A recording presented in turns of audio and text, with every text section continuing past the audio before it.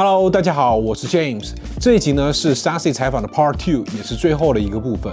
其实这次冠军赛总决赛开打之前呢，外界更加看好 Optic， 因为他们行云流水的团队协作、稳健的节奏控制，更有可能拿下这个冠军。但结果就像英文解说在绕夺冠时候形容一样，即使笼罩在 Optic 一整年的阴影之下，他们也依然心怀信念，击败了外界对他们能力的重重质疑，从小组赛当中一路拼杀出来。So many years of heartbreak at the hands of Optic, Loud beat them in the best possible way, becoming the VALORANT 2022 champion. What a moment!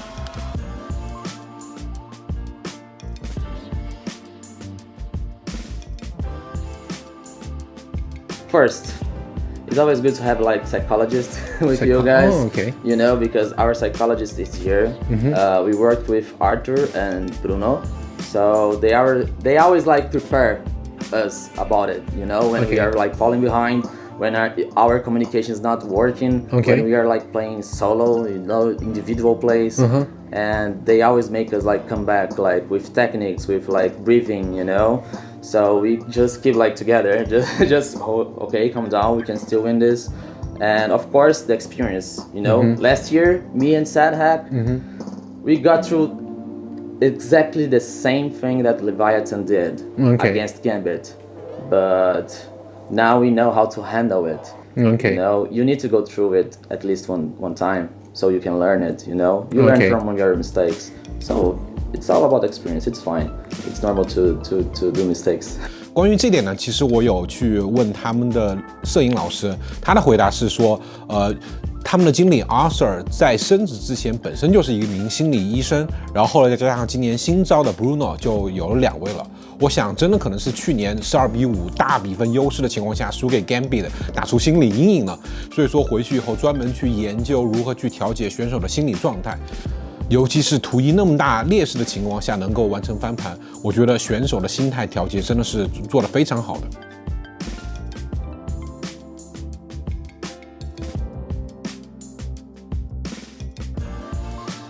Still no team won like 2 international titles yet, you know, and Faker did something like incredible because he won a lot of international titles and he was like always constant, you know.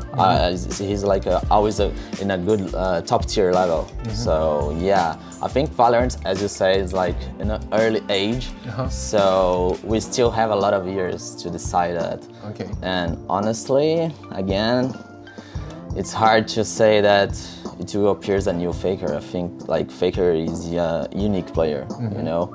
Maybe it's gonna appear like a really new god VALORANT player, but I see Faker as I don't know, it's Faker, man. You know, I don't think there's like how to compare someone else to him. I think what he did is gonna be in the history of esports forever.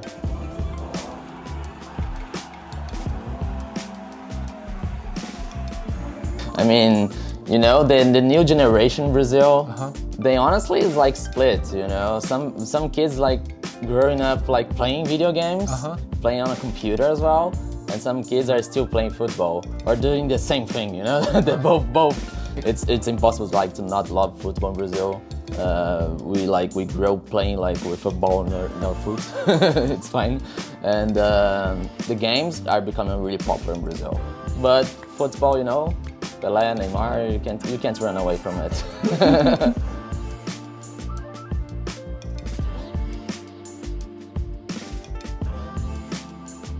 My dad, honestly, used to play. Oh. Yeah, he was the guy that played Counter-Strike. So he leaded you to this? Yeah, he used like to get to the cyber cafe and like bring me to it. So yeah, I started playing Counter-Strike because of him. Okay, he gave you lots of support about it. Yeah, like when I went to like to my first team, he was like, okay, just go, because like if something goes wrong, you just come back to our house, it's fine. So yeah, it was really like pretty easy. So it was, I mean, I had lucky to have a guy like him by my side.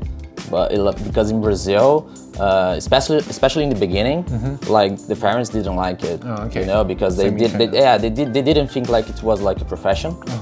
But my father was like always watching tournaments, So he knew about it, you know. So he saw like some potential on it, and he thanked God because I did it. So yeah. So you become the new model for those younger generation of Brazil. Yeah, of course. Like there are some people like, you know, Fallen, BRTT, like some big players, Coldzera, that makes like a big international players that looks like our role models, and now I'm feeling that I'm becoming one.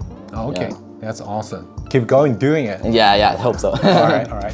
虽然这次我只和 Sacy 简短的聊了20分钟，但是他那种乐观豁达以及幽默的性格真的非常有感染力，真切的感受到他对电竞职业选手这个身份的热情和执着。突然明白为什么他那么喜欢厂长，可能追逐梦想的人总是互相吸引的吧。在最后，我也衷心的祝贺 Sacy 能够实现他的电竞梦想，拿到一个属于他自己的国际赛事冠军。如果大家喜欢我们的幕后探访系列，请一定记得一键3连。我是 James， 我们下集再见。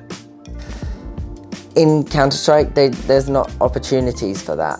So it's really hard to kind of grow and develop and showcase yourself. And I was often struggling with that in Counter-Strike, and I was from EU in England. So it was really tough for me to kind of make my mark in that scene. So